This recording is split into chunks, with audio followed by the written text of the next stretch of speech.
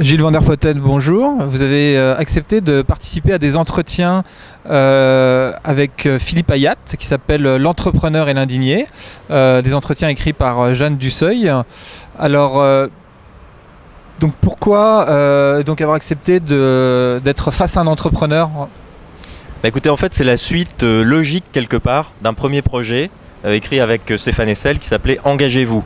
C'est-à-dire il faut s'indigner, mais il faut aussi s'engager, passer à l'action constructive.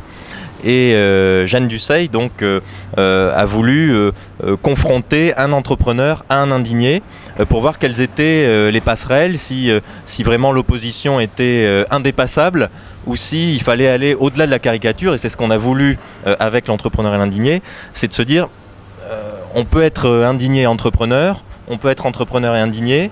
Il y a des passerelles, l'indignation c'est un état d'esprit à un moment donné, c'est une attitude, c'est une révolte, une rébellion, mais il y a aussi du constructif et il faut aussi, notamment dans l'entrepreneuriat, on peut construire des choses. Alors justement, c'est un sujet donc d'actualité en ce moment. Vous pensez quoi des entrepreneurs indignés que l'on appelle les pigeons ? Alors je pense que c'est une indignation qui n'est pas tout à fait du même ordre que l'indignation des grands mouvements indignés qu'on a vus en France, surtout en Espagne, au Québec, etc. Où là l'indignation est plutôt axée sur la recherche du bien commun, de la démocratie réelle maintenant, etc. Donc c'est plutôt des slogans et des exigences globales qui reflète l'intérêt général, alors que de mon point de vue, l'indignation des pigeons, c'est une indignation qui reflète plus des intérêts particuliers, catégoriels finalement, qu'ils soient bons ou mauvais. C'est une catégorie, c'est les entrepreneurs qui s'indignent. Et justement, j'ai discuté et j'écoutais et je lisais des entrepreneurs qui s'indignaient du mouvement des pigeons en disant ça sert pas forcément l'image de l'entrepreneur de dire le gouvernement et la France n'aiment pas les entreprises. C'est un peu court comme argument et ça n'aide pas les entrepreneurs. Alors j'ai trouvé effectivement vos remarques très pertinentes et plutôt, alors en tant qu'entrepreneur, moi de mon côté, plutôt ancré donc dans le monde réel. Cependant, alors j'ai quand même une petite remarque sur une phrase qui m'a un peu surpris, page 44, donc je vais me permettre de vous lire.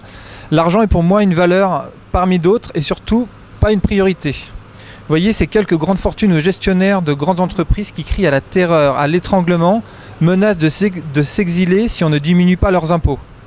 Après, donc je passe un peu et vous finissez. Des indignés du portefeuille, ce n'est pas la forme d'indignation que je préfère. Enfin, vous êtes un peu dur quand même avec nos chefs d'entreprise. Écoutez, alors ça s'adressait pas forcément aux chefs d'entreprise, ça s'adressait par rapport à la mesure des 75% de taux d'imposition au-delà d'1 million d'euros de revenus, donc de salaire et d'autres revenus, mais de revenus par an. On a vu tout un vent de révolte, etc. Moi je pense sans prendre parti, mais que c'est la moindre des choses qu'on peut attendre d'un gouvernement qui se dit de gauche. Donc ça me choque pas de ce point de vue-là. Et par ailleurs, je pense que on demande un effort collectif en temps de crise. Il y a un collectif qui s'appelle Roosevelt 2012 et qui dit que Roosevelt, alors c'était pas la même période, c'était pas le même contexte, mais quand même il y a des similitudes.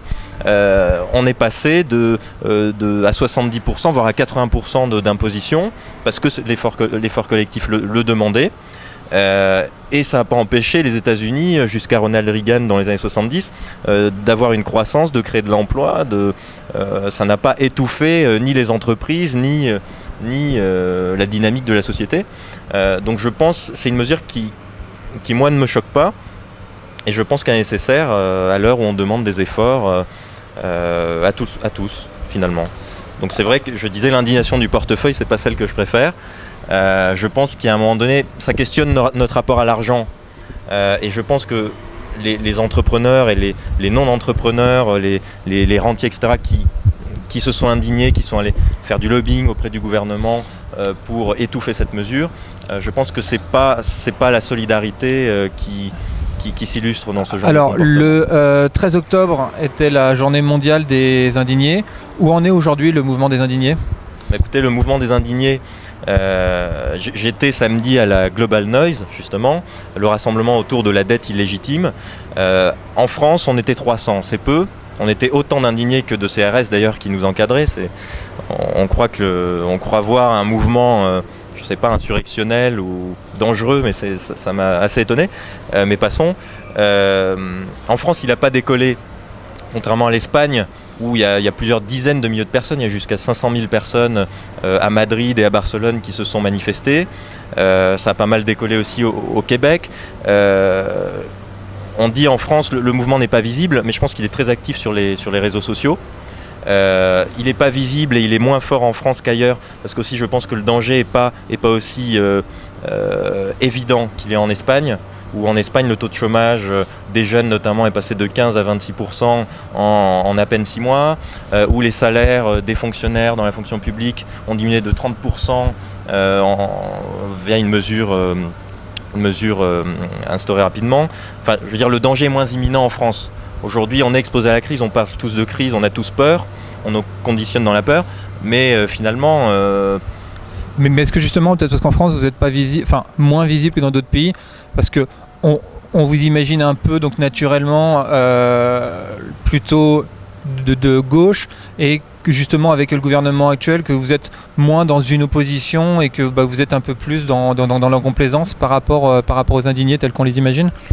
Alors je pense déjà que le mouvement des indignés est justement surprenant, étonnant et nouveau parce qu'il répond à aucune caricature, à aucun code. Il y a des gens de droite, il y a des gens de gauche, j'ai vu il y a des entrepreneurs, des associatifs, il n'y a pas que des syndicalistes, il n'y a pas que des communistes, il y a des gens qui viennent de tous les horizons finalement, et c'est ça qui fait la richesse du mouvement, et je crois que c'est ça qui a surpris et qui fait que le mouvement inquiète aussi et déstabilise les gouvernements, les éditorialistes, etc.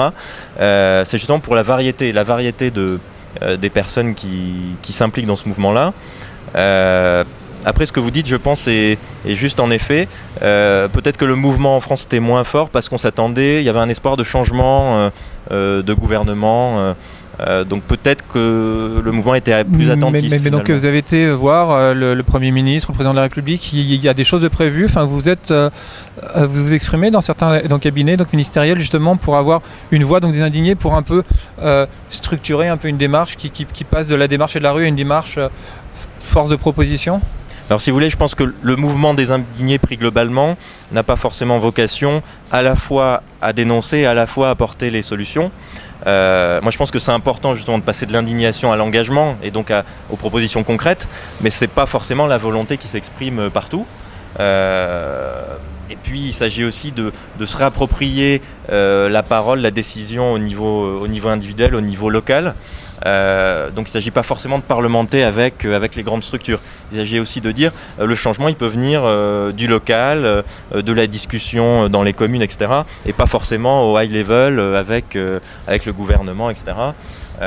Et ça rejoint tout un mouvement de relocalisation, de circuits courts, etc. Je pense qu'on est face à un mouvement qui est qui va aller grandissant, où finalement, et c'est là où le mouvement des indignés se responsabilise, on n'attend plus forcément tout d'en haut. Même les indignés qui crions on veut la démocratie réelle maintenant, etc. On sait que le changement vient d'en bas aussi, d'initiatives individuelles, en petits groupes, collectives, etc. Bon, Gilles Van der Putten, en tout cas, merci beaucoup. Je rappelle que vous avez donc vient de sortir L'Entrepreneur et l'Indigné, qui sont des entretiens entre vous, Indigné, et Philippe Ayat, l'entrepreneur, des entretiens qui sont écrits par Jeanne Duseuil. Merci beaucoup. Merci à vous.